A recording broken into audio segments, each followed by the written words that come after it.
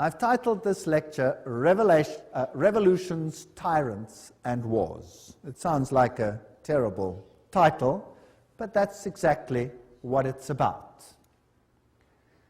I saw a woman sit upon a scarlet-colored beast full of names of blasphemy.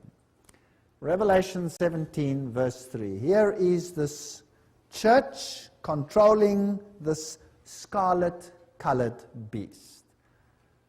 Revelation 13, verse 4 says, and they worshipped the dragon, unknowingly, of course, which gave power unto the beast, and they worshipped the beast, which has been defined as that power which ruled for 1,260 years, then received a mortal wound, and will rule again at the end of time. And we have identified it, basically, as Catholicism. And they worshipped the beast, saying, who is like unto the beast, who is able to make war with him? Here they're all bowing down to this strange beast, the kings of the world and the high people of this planet. They pay homage to it. They worship it through their obedience and by giving them the power of the state to deal with any issue. Here is an interesting quote from Popery, Puseyism, and Jesuitism.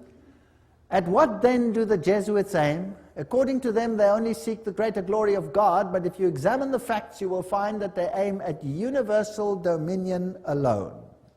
You see, Rome had lost universal dominion, and the Protestant Reformation had been a major problem in this issue, a major problem.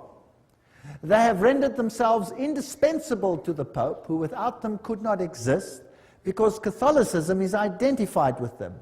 They have rendered them themselves indispensable to governors and hold revolutions in their hands.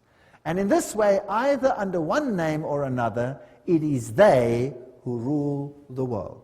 You see, the papacy has crowned itself ruler of the entire world. The Pope is the ruler of the entire world. That's the Holy Roman Empire spread over the entire planet.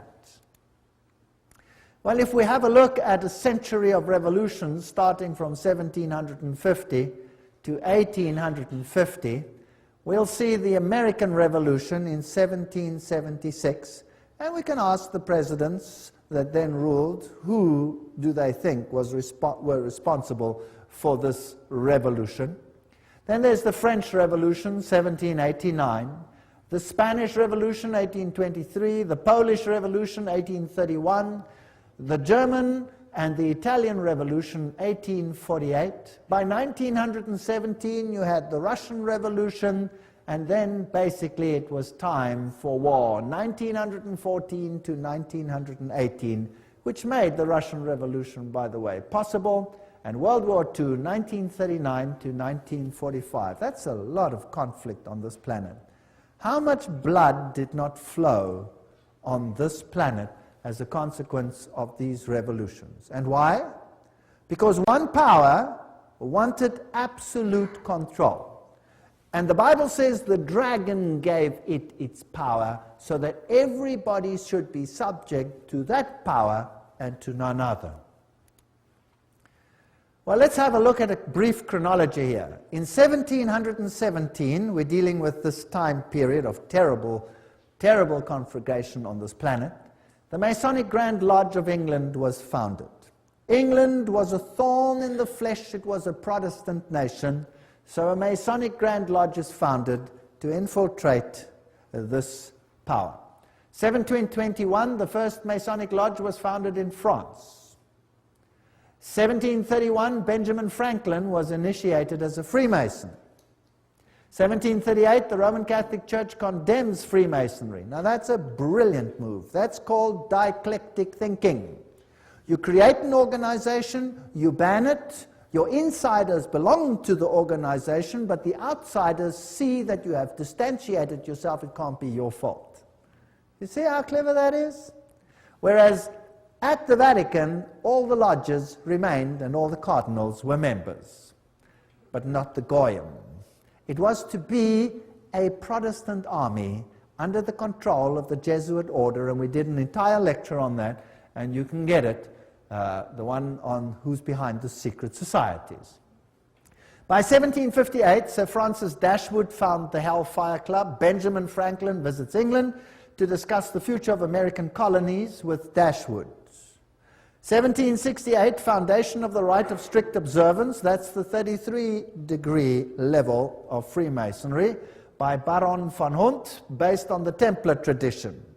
So that's an interesting point.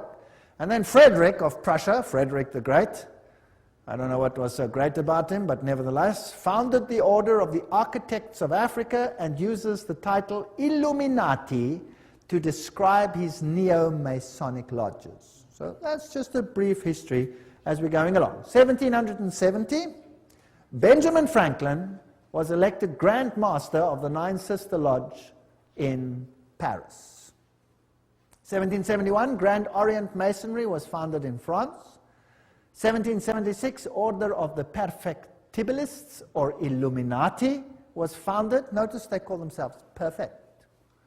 The American Revolution starts. So by 1776, they had put everything in place.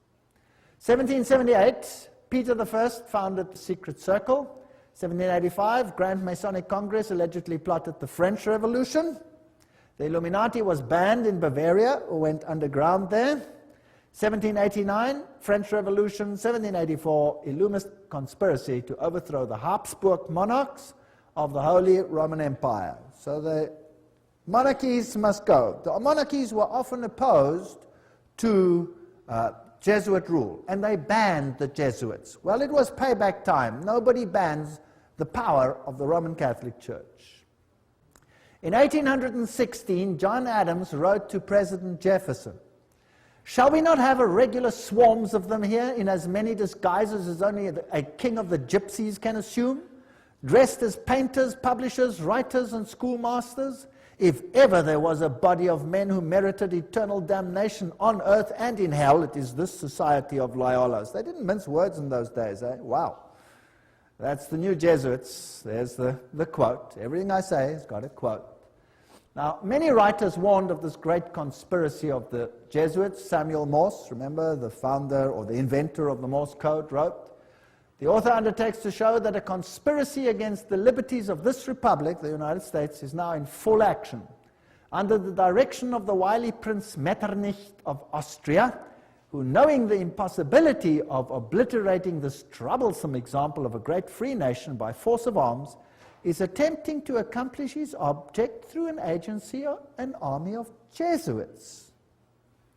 The array of facts and arguments going to prove the existence of such a conspiracy will astonish any man who opens the book with the same incredulity as we did." So those are the people that the presidents believed were behind all these conspiracies.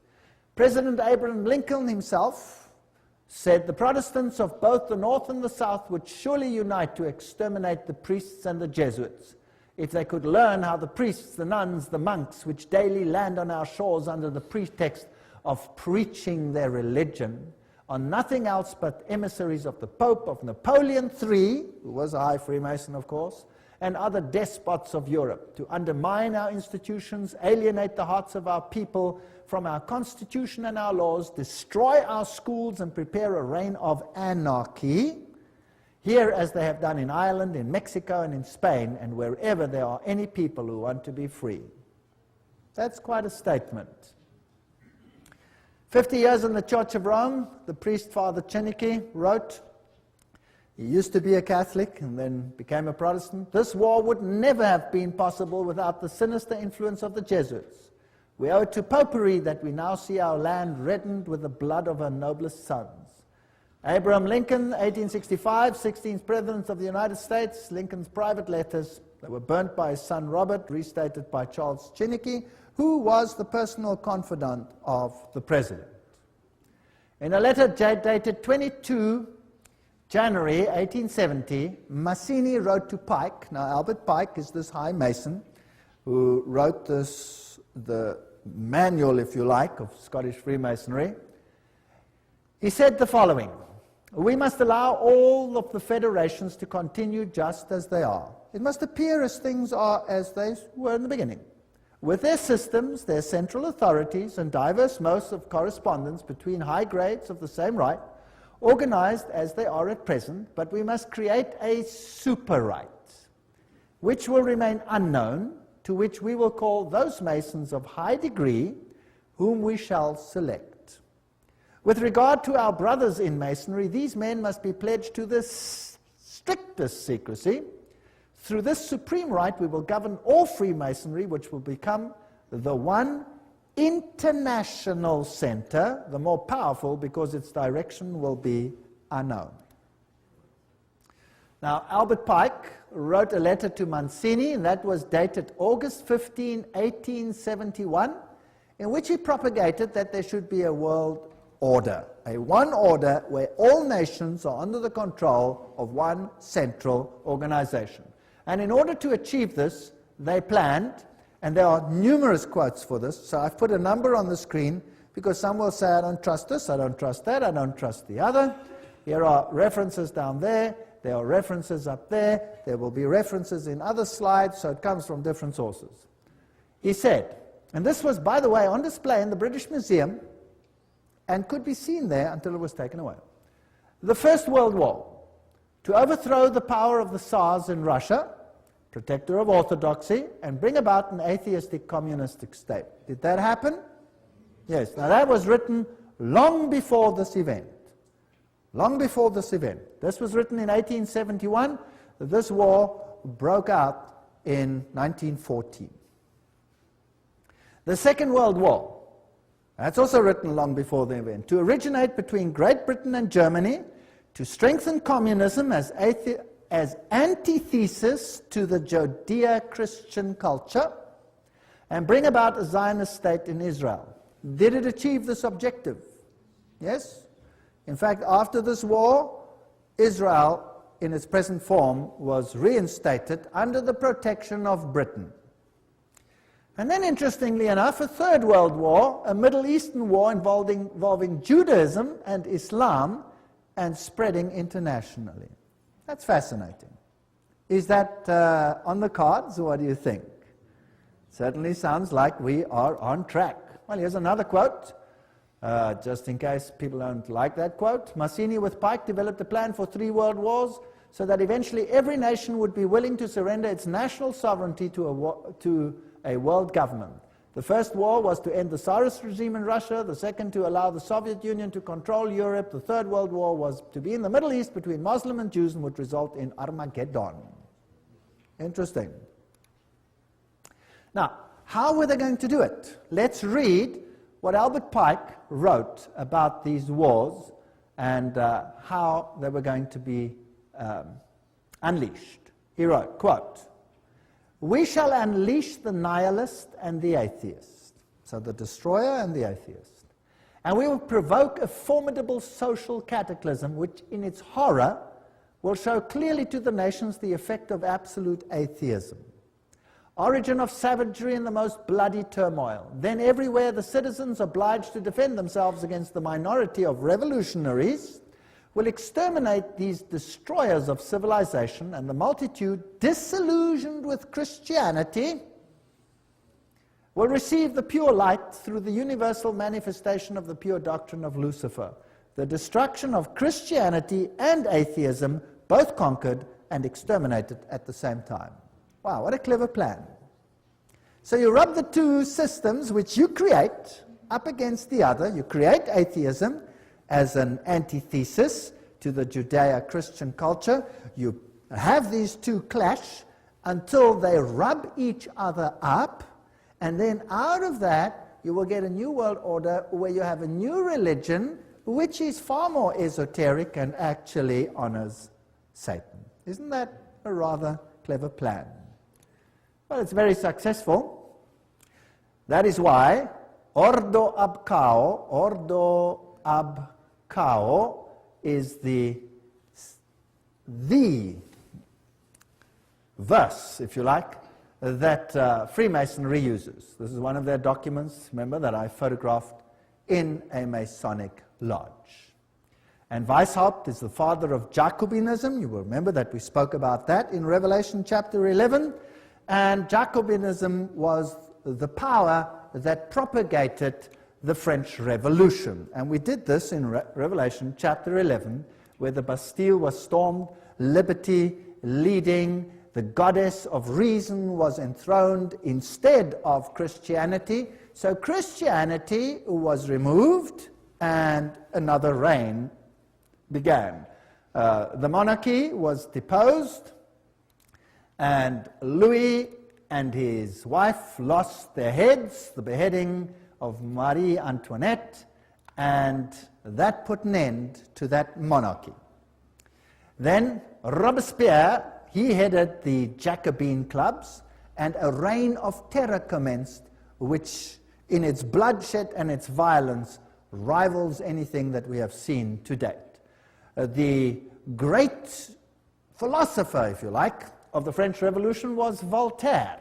Now you can look it up in any Encyclopedia Britannica. They will tell you who Voltaire was. He was a Jesuit. They will say, of course, he was a renegade Jesuit that left the Roman Catholic Church to write against it. No, no, no. He was just playing the role perfectly, because they were setting up an antithesis. Do you remember the promise that a Jesuit makes? That I will take either side and do it perfectly, as long as in the end the Mother Church wins?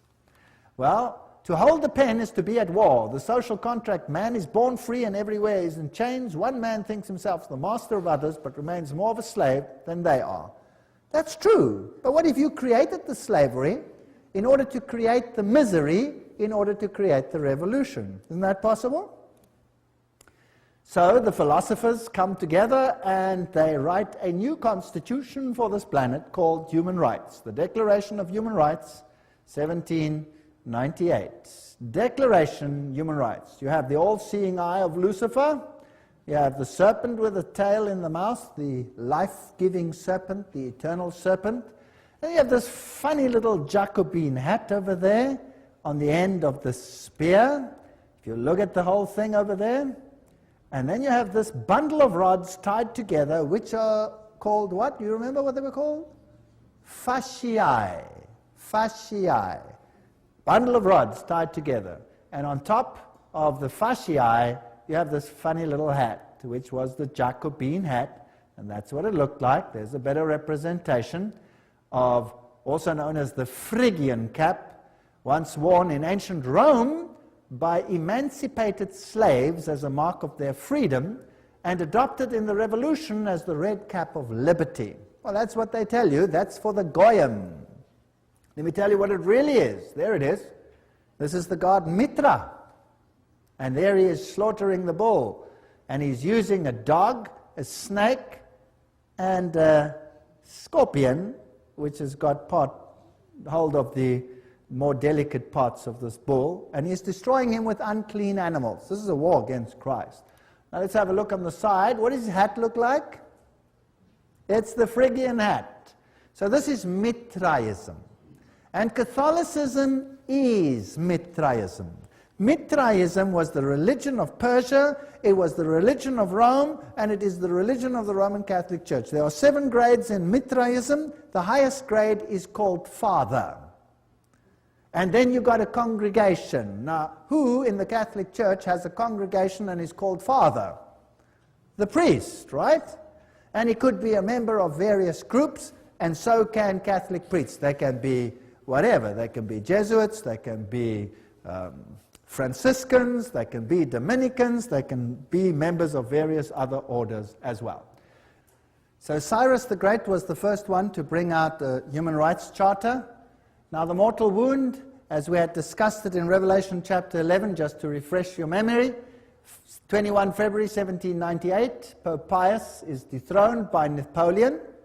His ring was torn from his finger and he died in exile. Now think about this. If Napoleon was a Freemason, then he was under control of whom? Of the Jesuit order. So who sent Napoleon to Rome to take the Pope captive? The Jesuit order. Why? Well, I've thought about this a lot. Within the Roman Catholic Church, there are numerous orders, and there has not always existed perfect harmony.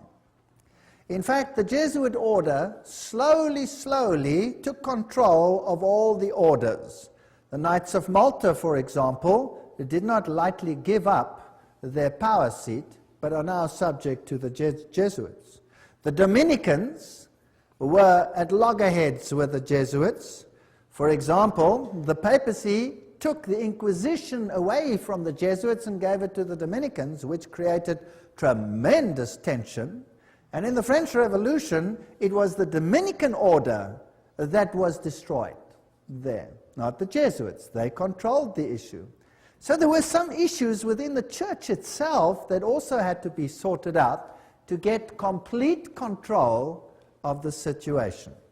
It was even so that at the Council of Trent, many a Roman Catholic stood up and said, the Word and the Word alone. Don't think that everything in the Catholic Church has always been negative towards the Word. No. And Martin Luther must have made an impact as well. And so there were many that weren't in line. So the church itself needed a purging. And then there was another problem. And this problem was this, that the Reformation had fingered Rome as the Antichrist. Now, if the Reformation fingers Rome as the Antichrist, any move that seems to emanate from Rome will be looked at with what? Suspicion. So why not destroy the papacy, apparently, and then resurrect it with, and at the same time purge it of everything that is contra, and then resurrect it as a final power in complete control of these organizations. Does that make any sense? That would be a neat trick. And then anything that happened thereafter with a weak little papacy over there would be disregarded. It cannot be from them. It must come from elsewhere. That is how secret societies work. They walk behind fronts, behind fronts, behind fronts. So let's see what happened. By 1804, Pius watches Napoleon crown himself emperor. Napoleon then takes the Vatican States. So Rome is diminishing. By 1848, Mazzini attacks Rome, and Pope is exiled. Papal states are gone. So this power is gone. The Protestants literally relaxed, basically. Dangerous thing to do. Berthier takes the Pope captive.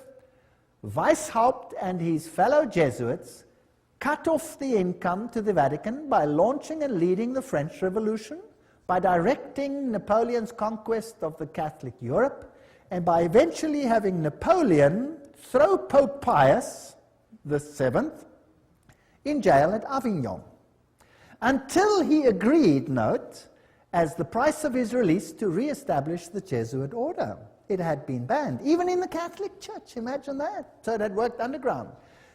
This Jesuit war, or maybe it had been banned purposefully to make it seem as if there was a war. You never know, because these people are superb liars. But this is history. This is what happened. This Jesuit war in the Vatican was terminated by the Congress of Vienna and by the secret 1822 Treaty of Verona. There's the quote. Everything I say has got a quote. I'm not making anything up. After Pope Pius was released from Napoleon's prison, he formally restored the Jesuit order with a papal bull. Now that is the strongest worded statement that a pope can bring forth. In 1814, and the Pope added in this bull, if any should again attempt to abolish it, the Society of Jesus, he would incur the indignation of Almighty God and of the holy apostles Peter and Paul. So this could have been a ruse, it could have been a game, what could have been real, whatever the situation is, we will never really know until the curtain is removed one day. But religious freedom for all. And revolutionaries take to the streets and do what they feel they have to do. Joseph Bonaparte, here he is, 1768, 1844, King of Spain, and he was Grand Master, Grand Orient in France. So here you have all the Masonic connections. This comes from the Masonic book, Masonic sources. Napoleon, himself a high Freemason, is now waging war in the whole of Europe, cleaning up the monarchies, and then he has a war with England. Now, who controls England by this stage?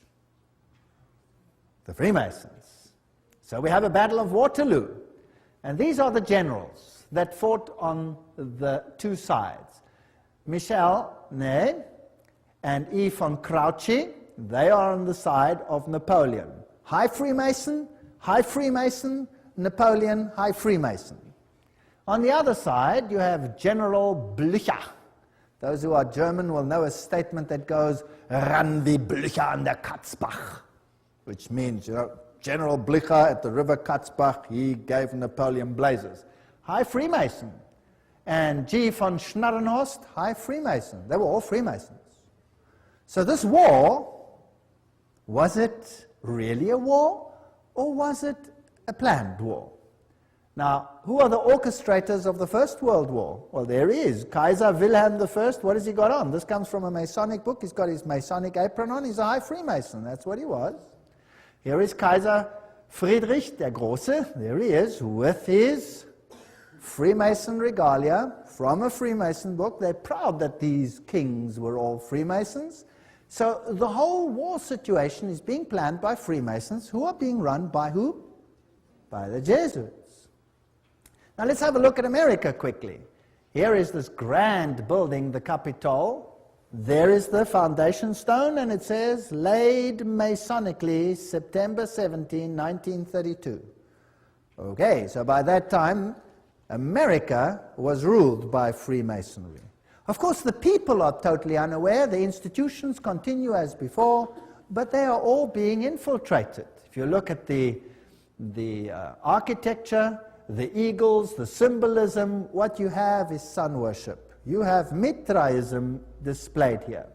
The street plan of Washington is Masonic.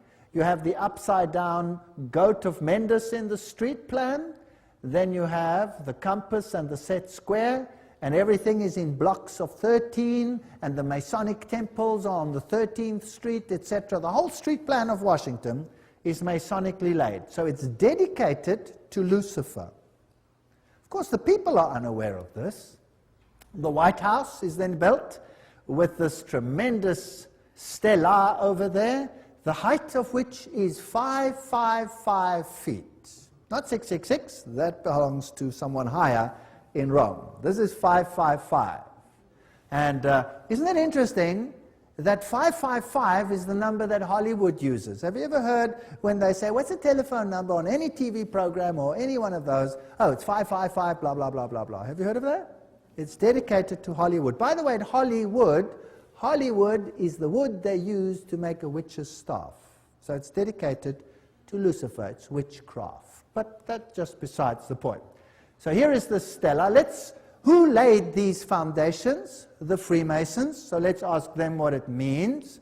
Here is the Encyclopedia of Freemasonry. You're going to get a better source than that. Obelisks were originally erected in honor of the sun god. The connection comes from the Egyptian worship of the phallus. So there stands a male, whatever, in the White House. So we don't have to go. It's dedicated to Osiris and to Isis. And anyway, that is the structure over there. The military structure is a pentagon, which is the high center of the pentagram, into which, for example, 13 witches would step in order, 12 around one, in order to propagate a curse. So this is also a witchcraft structure. So it's just a building, but it has certain connotations. Then France, the one that has this new philosophy for a new world, sends a gift to the United States, the Statue of Liberty. So let's ask UNESCO what it means. UNESCO says the 7 rays emanating from Mitra's halo, there's the god Mitra, symbolize the triumph of the forces over the forces of darkness. Now, you must understand that Lucifer says that Michael and his angels represent the forces of darkness, that Yahweh is the devil. Isn't that terrible? You remember that? We did that. And here, UNESCO tells us that the head of the Statue of Liberty is adorned with Mitra's 7 rays. The flame she holds is a sun symbol. So this is the torch of Lucifer. Because it doesn't matter whether Lucifer is male or female, he's androgenic in his story. Here is the foundation stone. At this site on August 5, 1884, the cornerstone of the pedestal of the Statue of Liberty, enlightening the world, that's illumination, was laid with ceremony by William so-and-so, Grand Master of Masons. And there's the Masonic sign. So the Statue of Liberty is Masonic. Everything will appear to be Masonic as we continue. Tex Mars writes, towering above the shimmering but polluted waters, she holds in her outstretched arm and her hand the torch of fire and light, a gift of the Masonic order. The modern inheritors of the Illuminati heritage of the Statue of Liberty was sculptured by Frederic Bartholdi, a member of the Masonic Lodge of Alsace-Lorraine in Paris, France.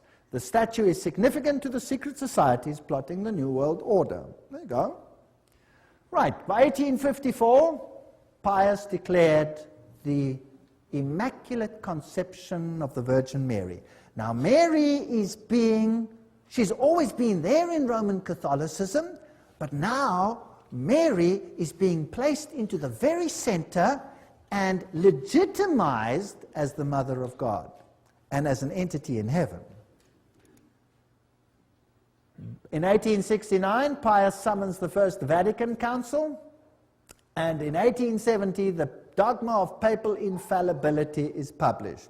Now we have another God on earth.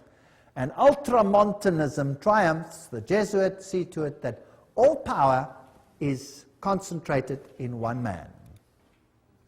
What happens then? By 1917, the Russian Revolution. And you had this interesting Fatima message. There's a link with Islam there, but never mind, we'll come to that in the next lecture. Russia will be converted, the Holy Father will consecrate Russia to me. And then there was a vision of hell, and the third vision was that the present Pope would have an assassination attack, which happened.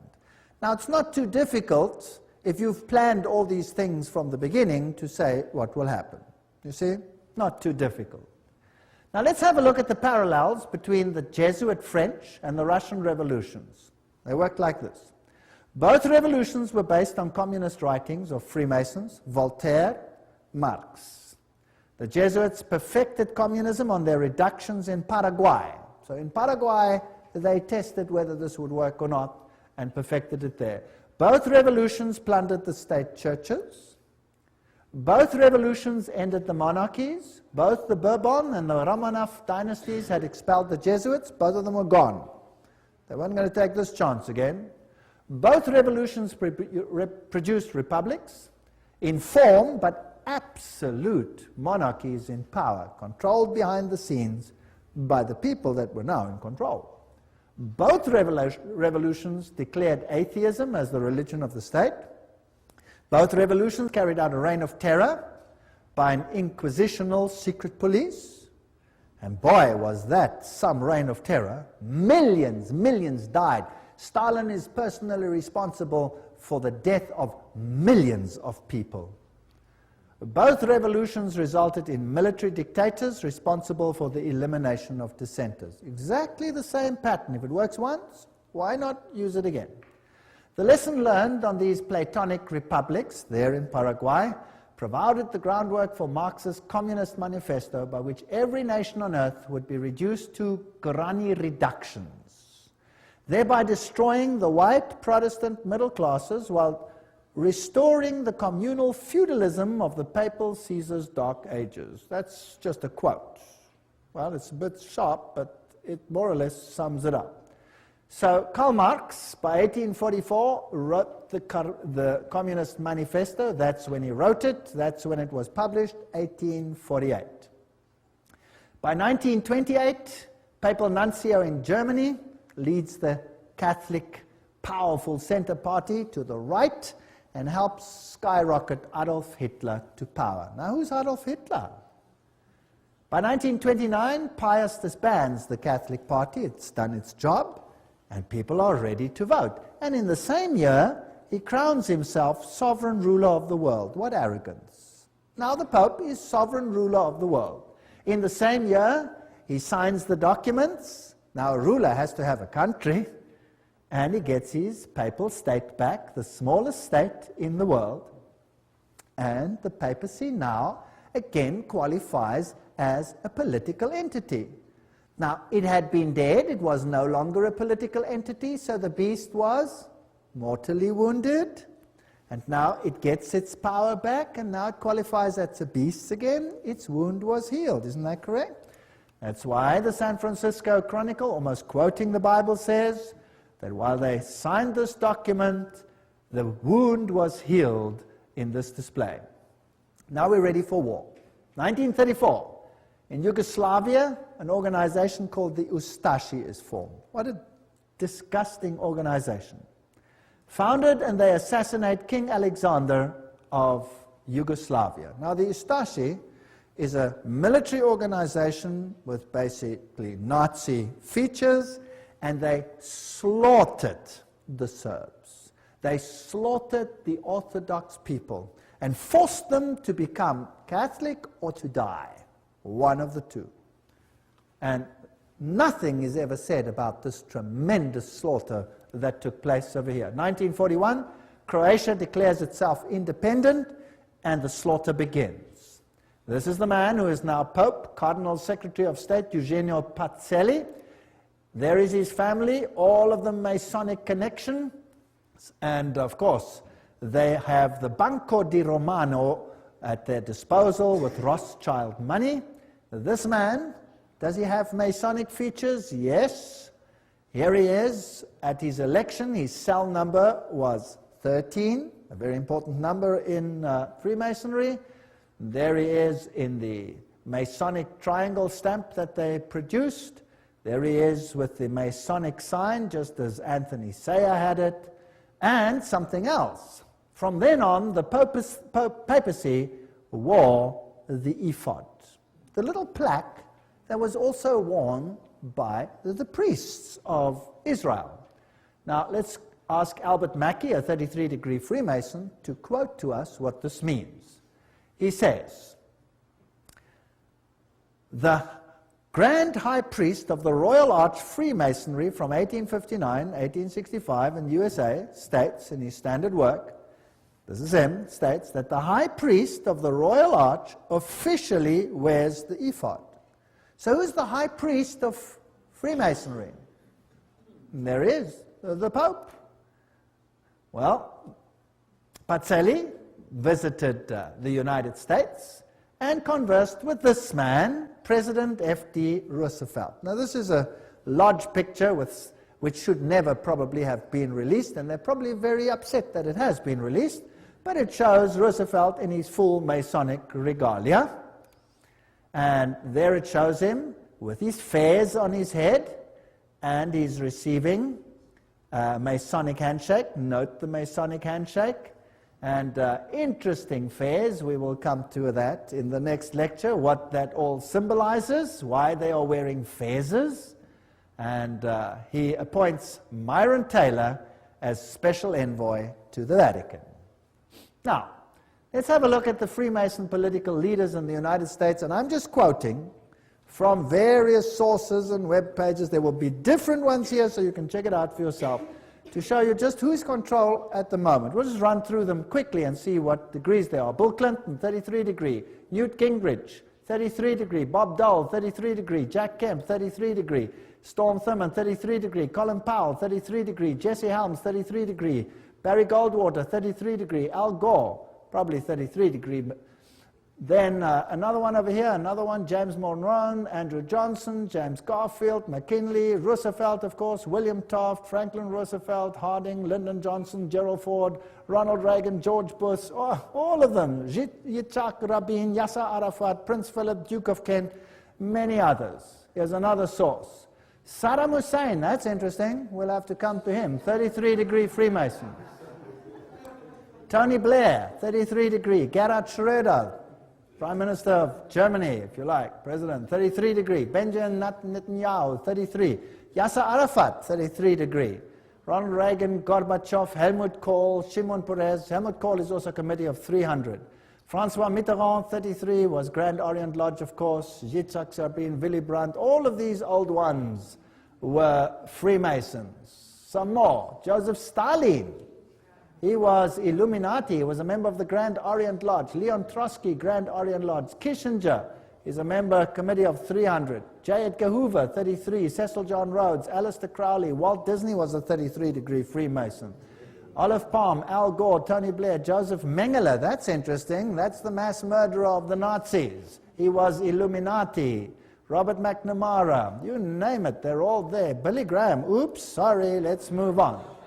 Colonel John Glenn, Buzz Aldrin, everyone who's ever been up in space has to be a Freemason of the highest degrees. Edgar Mitchell, all the way through, Francis Bacon, Lord David Owen, all the negotiators, Richard Halbrook. I'm just running through some of them. Alan Greensprang, Peter Wallenberger, Queen Elizabeth is the queen of the Bilderbergers. Prince Philip, Queen Beatrix, she's the committee of 300. Prince Bernard of the Netherlands, committee of 300. And so we go on and on and on and on. Ted Kennedy, Rockefeller, David Rockefeller, Teng Hui, Baron von Rothschild. Hillary Clinton is 6 grand dame. She's a very high Freemason. Albert Pike, of course, you know, Bertrand Russell, Otto von Habsburg, Weishaupt, all the way back. Here is Edgar Hoover. President Dwight D. Eisenhower there honors him with the 33 Grand Cross at the special White House ceremony. They're not ashamed of any of this. Here are just about all the presidents of the United States in the presidential gallery of the lodge. I photographed this myself. I went into the lodge, I went into the presidential gallery, I photographed each one of these. And then, me? Not me. Anyway, there they all are as Freemasons. If we look at the American dollar, some very interesting things happened under the time of Roosevelt. There is this symbol on the dollar, there's that symbol. We haven't got time for all of this. In God we trust, one. If you look at the symbol over here, it says Annuit Captus Novus Ordo Seclorum. If you intercalate the hexagram, then you'll have this A-S-N-O-M, which is a scrambling of Mason, Mason. If you go to the other side, it points to objects, and it then reads Arlto, you have Arlington. There's too much there to talk about, and many interesting things. If you go to the 1, and you go to the half moon, there's a little structure over there. Can you see it? It's a micro dot. You'll have to get a magnifying glass and look at it under a magnifying glass, and you'll see it's a little owl. A little owl. Owl in a half moon. And this over here you'll see is a spider's web. There's a lot of symbolism over here. Now if you go to the ancient coins, you'll see that the deities were associated with the owl, and you will see that when we went to the Bohemian Grove, what did they worship there? The great owl of Bohemia, and you saw the presidents of the United States bow down to the owl of Bohemia. Quite a scary business. Now, looking at this symbol, you have the all-seeing eye of Lucifer. It is not yet on the base of the triangle. When it is placed on, he will have his kingdom. But that is Lucifer, Annuit Coptus, he God, Novus Ordo Seclorum, new order of the ages. There are 13 levels over there. The bottom one is the date of the founding of the independence of the United States, but it is also the founding of the Illuminati. You have the spider's web, symbol of the new age. You have over here the band, the ribbon of Lucifer. You will see it over here in this Roman Catholic Church, where you have Anubis, the phoenix, symbol of Jupiter, the god Jupiter, and the skull and crossbones, and there you have the ribbon. You see it? Associated with Jupiter. That's on the flame. And all of these symbols tell us one interesting story. On the other side, you have this symbol. There are 9 feathers, there are 13 spears, there are 13 leaves, there are 13 pentagrams, shaped in the form of a hexagram. You have the eagle. You have this statement over here, a pluribus unum, out of many one. We're going to reunite all nations. So that's the symbolism of a new world order on the dollar. The world is going to be united under one central government, and that government is going to be in control of Lucifer, not Jesus Christ. Although Jesus Christ, of course, knows about it, permits it, and is ultimately in control. He tells us ahead of time that this is going to happen. And then the end of the story is that Jesus will reign on this planet.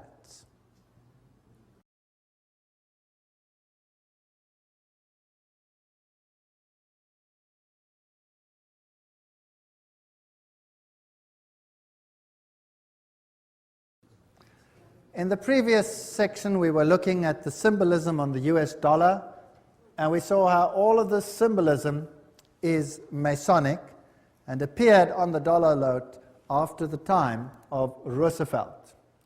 Revelation 13:11, and I saw another beast coming up out of the earth, and it had 2 horns like a lamb, and he spoke like a dragon. We're going to deal with this prophecy in detail in another lecture. It exercises all the authority of the first beast, which we will find will be Roman Catholicism before it, and causes the earth and those that dwell in it to worship the first beast whose deadly wound was healed. So here was now a Protestant ally that would enforce papal doctrines. But that's in another lecture, complete lecture, called Two Beasts Become Friends. If we look at the architecture even, it is interesting. That is St. Peter's. That is the Capitol building. The architecture is identical. Of course, the building itself was designed, the American one, by Freemasonry. And Freemasonry is in control by whom? The Jesuit order. Now let's have a look at some of the symbolism over there and some of the interesting issues. We are now ready for the Second World War, and the 3 main role players of the Allies are this man over here, Winston Churchill, and he was a what? 33-degree Freemason. We saw Roosevelt in his full Masonic regalia. He was a 32 or 33-degree Freemason. And then we have Stalin, who was, of course, Grand Orient member, so 33-degree Freemason. They're all on one side. Extract from a report by Ambassador Harriman in Moscow to the State Department, June 30, 1944. Stalin paid tribute to the assistance rendered by the United States to Soviet industry before and during the war. He said that about 2/3 of all the large industrial enterprises in the Soviet Union had been built with United States help or technical assistance. The other third had been Britain. So who built the USSR? Who built it? The West. The West financed it and built it. Here you can see Winston Churchill in his Drood Masonic Lodge with all his Drood fellows around him. So these are genuine facts. This isn't just conjecture. Do you remember Pearl Harbor? Well, fortunately, the 50 years of Secrecy Act are past, and so now we know for a fact, because this has been revealed, that they knew that Pearl Harbor was going to be attacked. Is that correct? And they chose not to do anything about it. Why? Because they needed an incident to start a war. The American Constitution was not going to permit them to enter a war. They needed an incident, and they created it. In fact, that is mass murder of their own people. Is that correct? Because they knew about it. This is public knowledge. It's in the news. The 50-year secrecy is up. Nobody can deny it anymore. It's a fact. So America, once before, has killed thousands of its own people to allow something to become possible that wasn't possible before. Once done successfully, do you think I could do it again? I wonder. What about the other side? Hitler. Hitler said, I learned much from the order of the Jesuits. Until now, there has never been anything more grandiose on earth than the hierarchical system of the Catholic Church. I transferred much of this organization into my own party. The SS was constituted according to the Jesuit principles. Himmler, head of the SS, was closely associated with the Jesuits through his father and brother. Hitler said of him, "I can see Himmler as our Ignatius of Loyola." And Joseph Goebbels was also a trained Jesuit. So, the two sides, who controls them both? The same parties. This is called thesis, antithesis. Goebbels, Himmler, these people were Jesuits. They were fascists. Adolf Hitler, fascist, using the symbolism of the sun god, the Maltese cross, the symbols of the sun god. Here he is with Hindenburg himself, of course, a Freemason. This thing is all entirely planned. Gaining the youth on his side. One of the principal Catholic personalities to help Hitler to power was Franz von Papen. And Franz von Papen, of course, leader of the Catholic Party, helped to skyrocket Hitler to power. So the Catholic Church skyrocketed Hitler to power. And these are posed pictures. They have Masonic meaning, but we'll get to that later. The Reichsadler, chosen as the symbol, Masonic symbol. And the supposed happy alliance in the beginning, which then deteriorates. Here you see the salute with the Masonic activities associated with it. Here he is together with the church leaders, and here you can see the cardinals giving the Heil Hitler salute. So the church was very much involved with the Nazi movement. There is a bunch of cardinals giving the Heil Hitler salute. The Pope and the Führer, you will recall that even to this day there is tremendous anger about Pope Pius having now been declared on his way to sainthood because of his connection with the Nazi movement. Well, here is the new Reichsbischof Ludwig Müller, the Protestant one, who greets Adolf Hitler with a nice handshake. The previous one, the previous Protestant bishop, no longer lived because Adolf Hitler had him executed. So this one must have been a puppet on the religious side. So the Catholics and the Protestants next to each other. Now understand the war. Let's think about the war. Who is the problem in terms of the Roman Catholic Church? Firstly, the Orthodox Church in the East had been a problem. The First World War sorted that out. The Tsar had been removed, and the Orthodox Church had been subjected, as were all the churches, to make it look right, by atheistic communism. But the leaders of communism were all Catholics. In fact, I have traveled in many of those countries, and the old people all told me, now we understand why the leaders of the communist regimes, why they all attended the Catholic Church. Why, if they were all atheists, were they such good Catholics? Well, this mighty army is built up, but Germany is divided. The north of Germany, and particularly the east of Germany, is all Protestant. They're Lutherans. And they are skeptical of the papacy. Whereas the south of Germany is all Catholic. In the Orthodox countries, like the entire USSR, you have the Orthodox Church controlling the mindset of the people. Now, since the takeover of communism, that has been reduced or subjected, and the Orthodox Church has been subject to the state. Now comes this mighty war. The symbols being carried here are the symbols of Lucifer. They're also used in theosophy. There you can see them. There's the swastika, the all-seeing serpent. And Adolf Hitler himself was a tremendous occultist. Of course, as a Jesuit insider, he would be. But of course, his outer garb of religion was Catholicism. You'll find the same swastika on the foot of Buddha. And, as I recall, as I told you before, it was a Jesuit priest, Father Stempfler, not Hitler, who really wrote Mein Kampf. So a Jesuit wrote the book. The SS has the same symbols as the Skull and Bones people. The skull with the crossbone, meine Ehre, heißt Treue. My honor means Treue, to be loyal, loyalty. The SS had been organized by Himmler according to the principle of the Jesuit order and became basically the new, if you like, Inquisition. And anybody who did not obey the system was destroyed.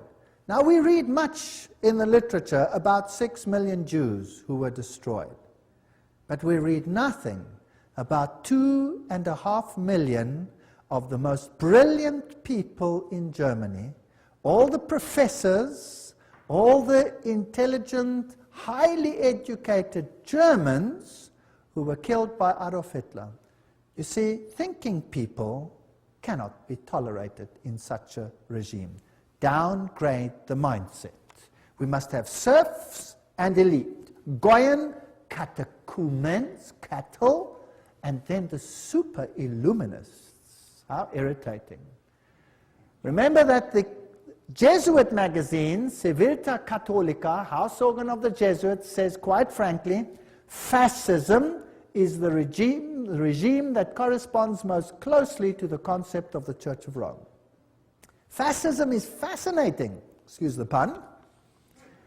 Fascism has one central leader. You see, Pope eventually, one central leader, total control over the people, yet the people believe that they are free because they are getting everything that they require. Unlike communism, they may have property rights, but the property rights are qualified, and I'll come to that in a later lecture in case you are duped into that. Now here are these fasciae. Let's have a look at them. The bundle of rod accompanied by an axe or a spear, which symbolized power over life and death, carried by the Roman official as symbol of authority. Under the Republican conflict or praetor, starting on an expedition, he took his vows on the Capitoline Hill, where the Vatican sits today. This is very symbolic. He acclaimed imperator, in other words, a leader by his troops. He decked his fasci with a laurel, and on his return deposited the wreath upon the Capitoline Hill. Everything leads to Rome. Fascinating story. So when you find the fasciae, you must know that Rome is behind it. Fascist regimes use the fasciae. So fasciae can look like that with an axe, or the axe can go through, or it can be a spear like it was in the French Revolution. These are fasciae. Now, where do we find the fasciae? Well, in 1888, campaign poster of incumbent President Grover Cleveland, Benjamin Harrison defeated them, but later he won. Cleveland was re-elected to a non-consecutive term. There his eagle is standing on 2 fasciae. See it? Fascism, hidden in the United States. Do you know the United States should be as far as the East is from the West from fascism, isn't it? Well, isn't that fascinating? The U.S. Capitol building, if you go right to the tippy-toppy, that's what you have. Fasciae, fasciae, fasciae, fasciae. So the United States eventually is going to become a fascist state. Nobody would have believed that 50 years, 100 years ago, 10 years ago, maybe not even 5 years ago. Today, what does it look like? Is there mighty state control over every single one, just like in the times of the SS? If you move, is there a new law coming out which will watch the people of the state? Yes or no? Yes, Patriot Bill, have you heard of that? All kinds of interesting laws coming out. Now, what type of government is that? Interesting. There it is. Did you know that the fasciae here, fasciae behind the rostrum podium of the House of Representatives in Washington, D.C., note the back of the chair resembles a golden axe. There it is, the axe and the fasciae. So they knew this all along. They're just waiting for the opportunity, biding their time. Ancient Roman coins with a fasciae. Here is a fasciae on the back of a dime in America with a flame there. Fasciae on a US dollar. And presidents sitting next to fasciae is Washington. Even Abraham Lincoln sat on a fasciae chair. Here's the insignia of the National Guard. It has fasciae. There are fasciae and the Statue of Liberty. Let's read what Anthony Sutton, remember this man who wrote about Skull and Bones, educated at the University of London, Gottingen, California, research fellow, Hoover Institute. This is an important man. Let's see what he has to say. How the order creates war and revolution. Talking now about Skull and Bones, which is the Illuminati, which is the Jesuits behind the scenes, as we have seen. Operational history of the order can only be understood within the framework of Hegelian dialectic process. Hegel, the great man who said, always create two directions. Thesis, antithesis, rub them up against the other. Who cares how many people die in the process? Then you have synthesis. Then you get what you actually want.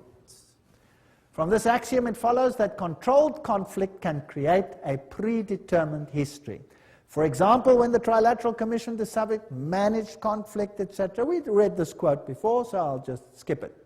The synthesis, that's which comes together, sought by the establishment is called the New World Order. Without controlled conflict, this New World Order will not come about. Random individual action of persons in society would not lead to this synthesis. It's artificial. Therefore, it has to be created. So you hear about a war here and a war there and a revolution here and a revolution there. Revolutions have to be financed. You never hear where the money comes from to finance them. Who finances the revolutions? Who runs them? You see? So you have Nazis against Soviet Unions, North Korea, North Vietnam, ad nauseum against the United States. The conflict built profits while pushing the world ever closer to a one-world government. Now, isn't it logical that that's what Satan wants? He wants a one-world government. So, in Hegelian philosophy, the conflict of political right and political left, or thesis and antithesis in Hegelian terms, is essential to forward movement of history and historical change itself. Have you noticed that every country has a left party and a right party? Have you heard about that? And your country has it too, otherwise there would be no point to vote, right? Two of them. Now, let's have a look how this is worked. President Woodrow Wilson made this statement. This is now a president speaking. Some of the biggest men in the United States in the fields of commerce and manufacturing know that there is a power so organized, so subtle, so complete, so pervasive, that they had better not speak above their breath when they speak in condemnation of it. Aha, so here is a power that controls things. Karl Marx in Das Kapital posed capitalism as thesis and communism as antithesis. Now you'll have Jesuits clamoring for capitalism and you'll have Jesuits clamoring for communism. The clash of opposites must, in the Hegelian system, bring about a society neither capitalist nor communist. That's synthesis. Moreover, in the Hegelian scheme of events, this new synthesis will reflect the concept of the state as God and the individually as totally subordinate to an all-powerful state. If you don't do what the state says, sizzle fits. That's what Adolf Hitler practiced. 2.5 million Germans, sizzle fits, gone. What then is the function of Parliament? Now take note, I'm not saying this, I'm reading it. I get criticized for this statement. You cannot believe. Please don't criticize me. Write to these people. I'm just quoting. What then is the function of a parliament, a congress, for Hegelians? These institutions are merely to allow individuals to feel that their opinions have some value and to allow a government to take advantage of whatever wisdom the peasant may accidentally demonstrate. All right?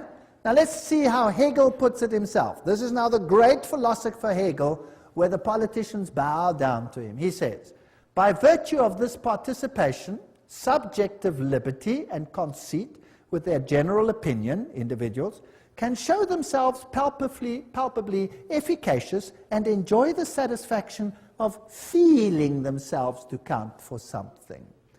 In other words, we're just idiots. So if you vote, who are you voting for?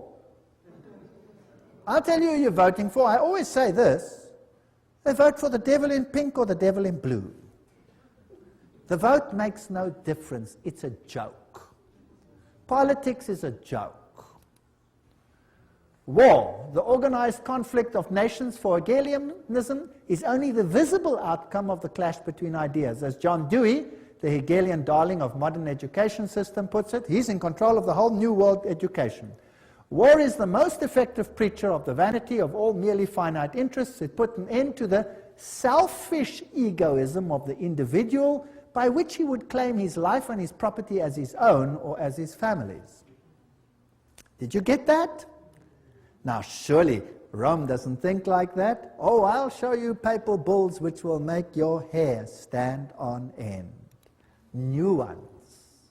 Compare this to the spirit and letter of the Constitution of the United States, which says absolutely the opposite.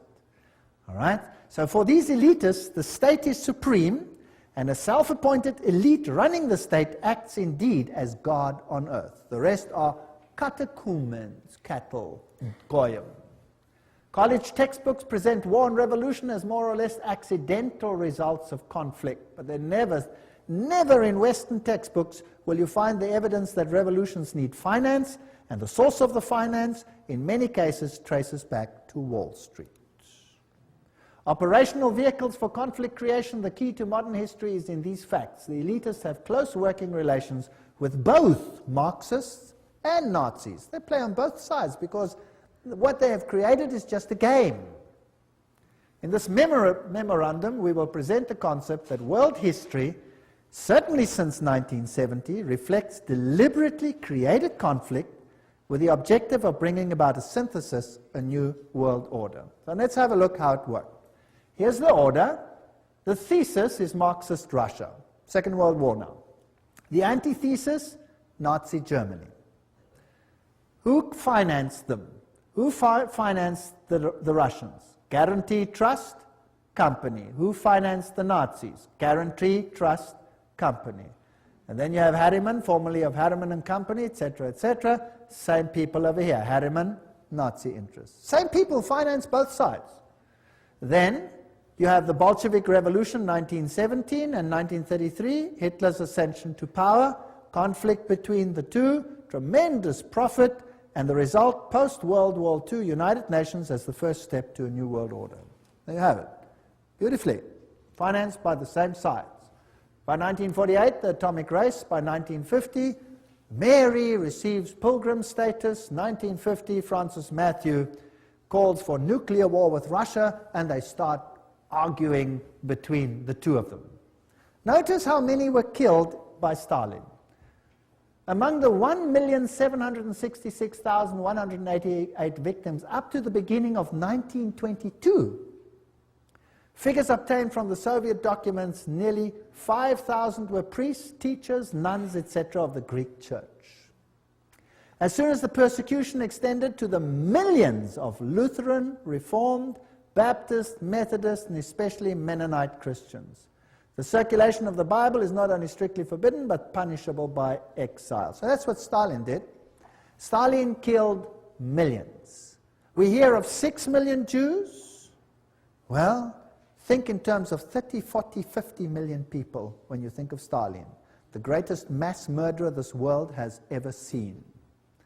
And foster Dalits, President Kennedy, what is the story there?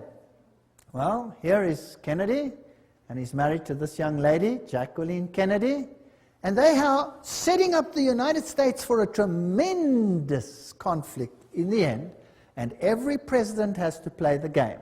Eventually, this president dies, and this one takes over, Lyndon Johnson. But did you know something interesting? A president has to swear on the Bible when he takes over. Did you know that Lyndon Johnson refused to swear on the Bible? What did he swear on? Lyndon Johnson is sworn in as president by Judge Sarah T. Hughes. Just an hour after the assassination, Judge Hughes brought a small Bible for the swearing-in ceremony, but it was substituted for a Roman missal, mass book, that was found on the plane. So he swears on a Roman missal, he refused to swear on the Bible. Doesn't that tell you something? Isn't that interesting? I find that very interesting. Now, why did that president have to go? He was a Roman Catholic, after all. Is it possible that not all Roman Catholics are so easily duped? Here's the motorcade as it travels along. Here you have Mrs. Kennedy helps the Secret Service agent, Clint Hill, climb into the car at the back when the president was shot. And here are the roses she received. Very interesting. Here is Dallas, 11/22. On November 22, 1963, John Fitzgerald Kennedy, 35th President of the United States, visited Dallas. That's interesting. Also the number 11 over there. That's the building. Here's the building from which he was apparently assassinated, from that window, so they say. There it is, a little bit larger. And here's the plaque where they have written what happened over here. On November 22, the building gained the national notoriety when Lee Harvey Oswald, and somebody did the trouble to underline allegedly, shot and killed President John F. Kennedy.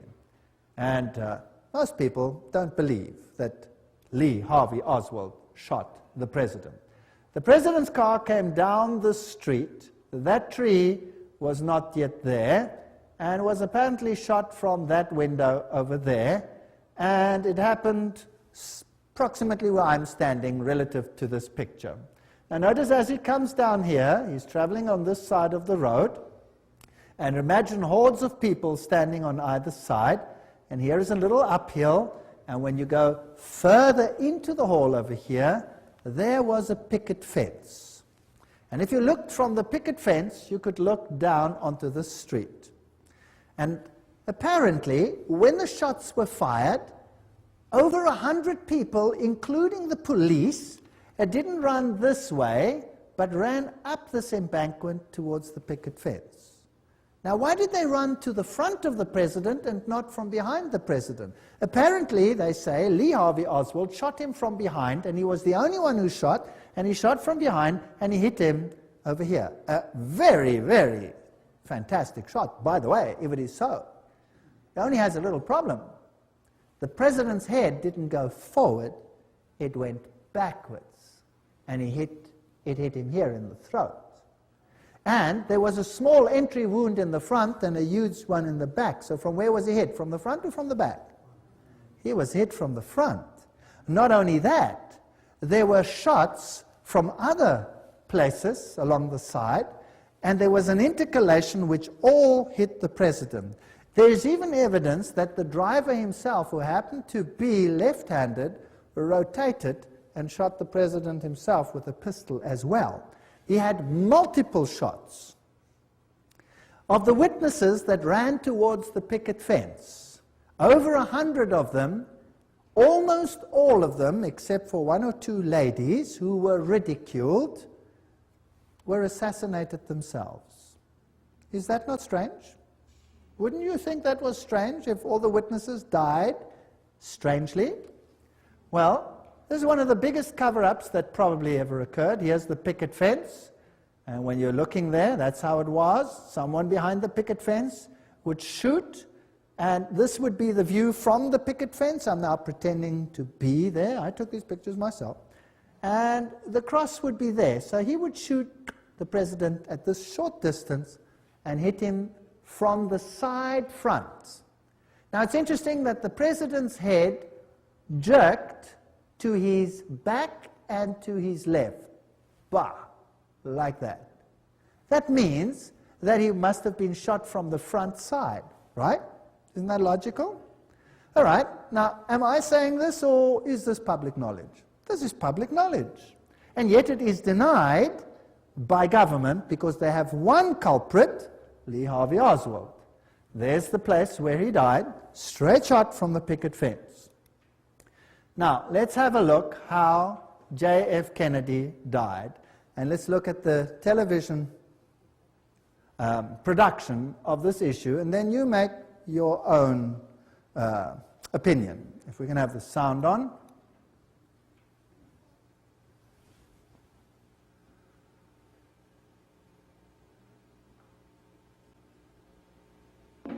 Let's go back to that day in Dallas. The day was November 22nd, the time shortly before noon. At first the crowds were thick, but as the motorcade approached Dealey Plaza, it was here that the motorcade violated the Secret Service's own rules. As the car turned, it slowed from 40 miles an hour to 7. It was precisely then that gunshots blasted out. For 6 seconds, the occupants of Kennedy's car were struck by bullets. Kennedy grasped for his throat. He grabs for his throat. Kennedy's head exploded, driven with great force backwards and to the left. Then and only then did the president's car accelerate and speed off. Lyndon Johnson, the new president, ordered a federal commission to investigate the crime. The Warren Commission had given us the official version.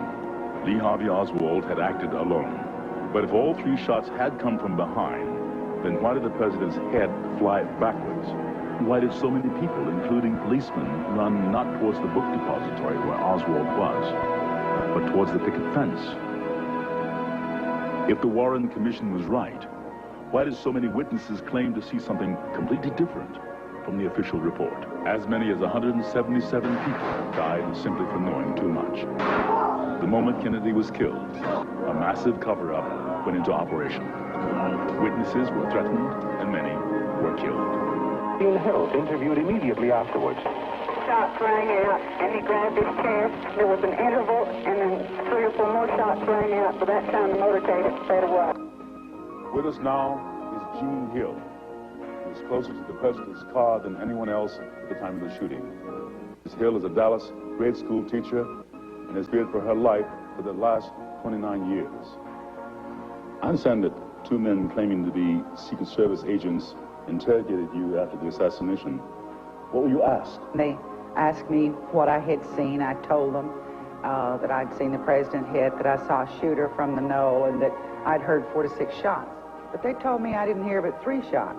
Were you ever interviewed by the Warren Commission? Oh, yes. I was interviewed by Arlen Specter, who, well, he tried very hard to discredit everything I said.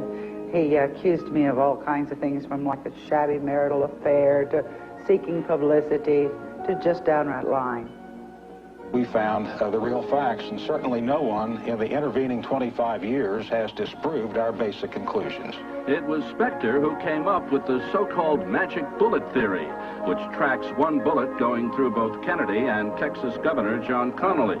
The bullet was later discovered virtually intact on Connally's hospital stretcher. The truth, had it been known, had it come out, would have revealed there was a conspiracy. The conspiracy to kill the president needed a scapegoat, a patsy, someone who would take the blame. There were many things you weren't supposed to see, like the paraffin test given to Oswald. It proved conclusively that Oswald had not fired a rifle that day, or the spy camera found in Oswald's possessions, issued to him by the U.S. government, or Oswald's letter to a Mr. Hunt, requesting his next assignment. The only Hunt we know of in this case is Howard Hunt of the CIA, who shared the same office with Oswald in New Orleans. The office belonged to Guy Bannister, formerly with the FBI. Not only was this address on Oswald's supposedly pro-Castro leaflets, but the account Oswald used to print the leaflets belonged to the CIA. Howard Hunt with the CIA, Guy Bannister with the FBI, and Lee Harvey Oswald, all in the same office.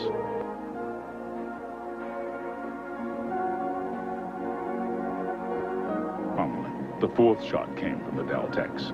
It narrowly missed, hit the curb, wounding a bystander.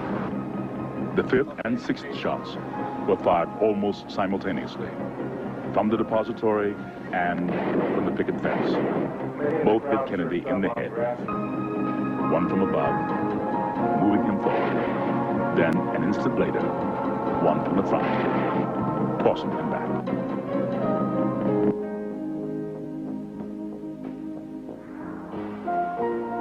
Here you see the passenger in the front turning back, looking at the president. Instead of jumping back to assist him, he turns forward. The driver's now rotating.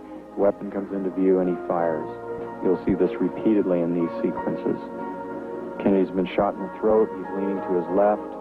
The driver now begins to rotate. His left arm comes over his right shoulder and he fires now. Again, you see the driver rotate, you see the weapon come into view. He's rotating again, the weapon is in view, he fires. You can clearly see his head turning and his arm and the weapon extending into view over his right shoulder. One of the first activities of William Greer after the presidential limousine arrived at Parkland Hospital was to attain a bucket and a sponge and water and begin to wash the blood and brains off of the presidential limousine. There's a new theory about the assassination of John F. Kennedy. A government scientist says police audio tapes provide new evidence of a second gunman. If it could be proved that the sound on the tape was a gunshot and that, in fact, it came from the grassy knoll, then it would provide some evidence that there was a second gunman in addition to Lee Harvey Oswald. But so far, few who agree with the conclusion made by Thomas. Hello? Yes, Rick. Go ahead, please. Yes, I'd like to know why it's taken so long for this information and the truth to be exposed. First place, it hasn't been exposed yet, and I don't think it ever will be. Secrecy in government is designed for one purpose and one purpose only. Not to keep the enemy or the opposition from knowing what's going on, but to keep the American people from knowing what is going on. And all the evidence that exists, or might have existed, that would implicate the government in Kennedy's assassination, you can be sure that evidence is now destroyed. So even if everything is released now, the chances of solving the Kennedy assassination and attaching the blame to the guilty parties is almost impossible.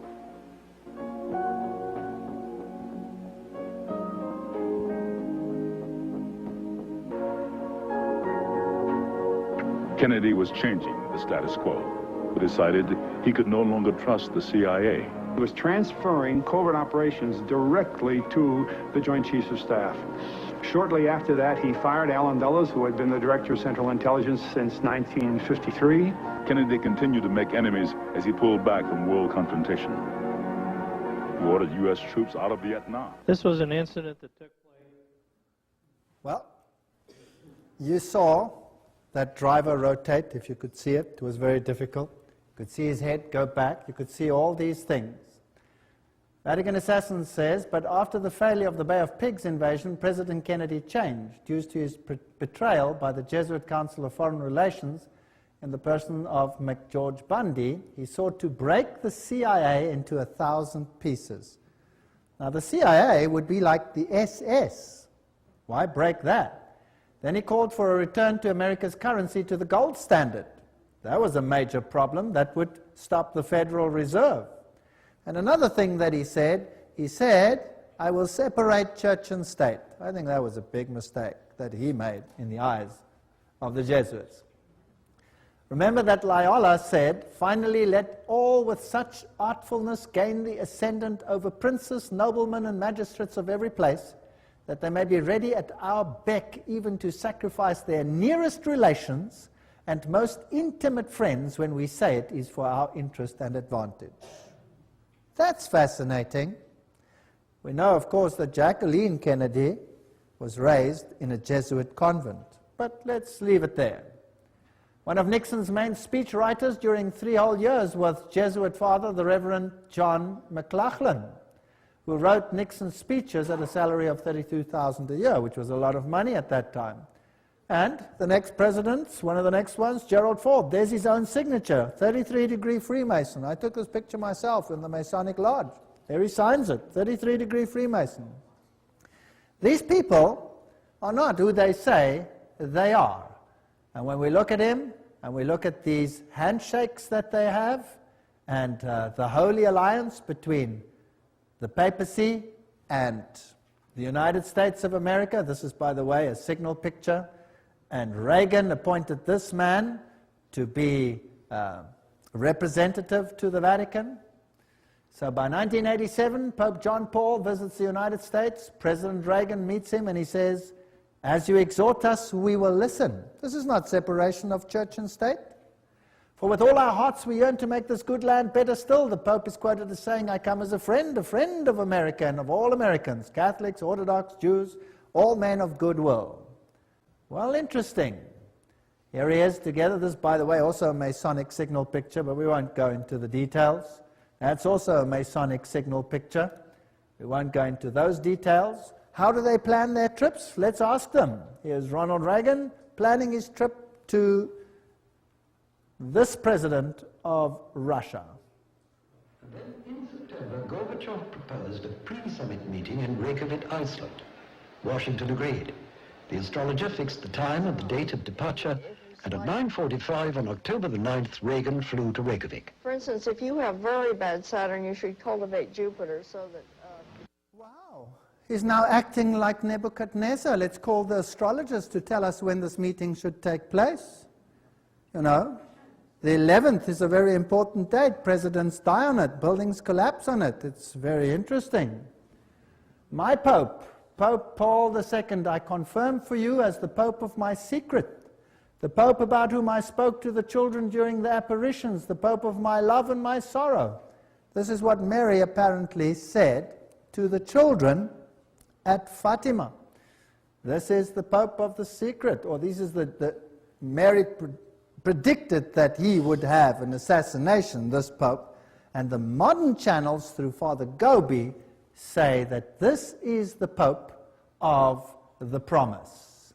Well, Malachi Martin, in The Keys of This Blood, this is a pontifical work, writes, clearly the new agenda, heaven's agenda, the grand design of God for a new world order had begun. And Pope John Paul would stride now in the arena of the Millennium Endgame as something more than a geopolitical giant of his age. He was and remains the serene and confident servant of the grand design. There's another Masonic language. He's going to be the head honcho, the main man. All this bloodshed, all these wars. In Germany, what happened? What did the war do in Germany, the Second World War? In Germany, the north of Germany was devastated.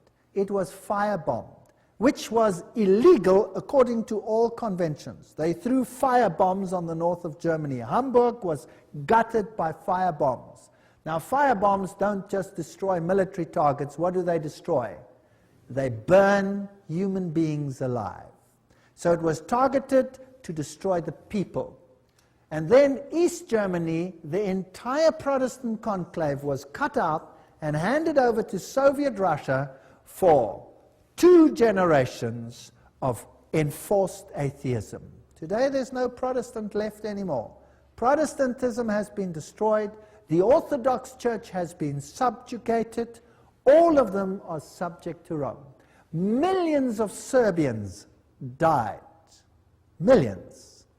It has been a slaughter in the last centuries such as this world has not seen. Why? To gain full control of the world. Here is Gerard Newkirk states, over the last 2 decades, in particular during the Reagan years and the last 2 with George W., the United States is looking less like a democracy and more like a highly evolved fascist creature. Isn't that interesting? I'm not saying this, I'm just reading it. Devoid of the idiosyncrasies and shortcomings of its progenitors where they practiced this, this form of fascism has a propaganda machine that is arguably the most efficient the world has ever seen. We are in an interesting time frame. And here you see George Bush with the Pope. Here you see the Prime Minister of England with the Pope. All these 1,000 points of light. 33-degree Freemason, skull and bones member, Illuminatist. 33-degree Freemason with the Pope. And now let's have a look at this picture. Here is President George W. Bush with the Pope under the picture of Ignatius Loyola. Who is going to be the great spiritual leader of the New World Order? Please note this picture. The Pope sits on the altar of Chorazim. This is when he visited Jerusalem and Israel recently. Israel. The backdrop depicts Christ with an open book that reads, "Love your enemies, I will come soon." What else do you see on his throne? An upside-down cross. There's the Pope too with an upside-down cross, symbol of Lucifer's victory over Jesus. This is a sad state of affairs, and we looked at the teachings of Illuminism, we looked at the teachings of the Masonic Order, of the secret societies, and we saw that Lucifer was their god. They said so themselves. And what do we have to do? Come out of her, my people, that you not be partakers of her sins. I believe that we are on the threshold of history. I believe that the final events are unfolding. And I believe that we need have no fear, because God said that He would give them the opportunity to show their true colors.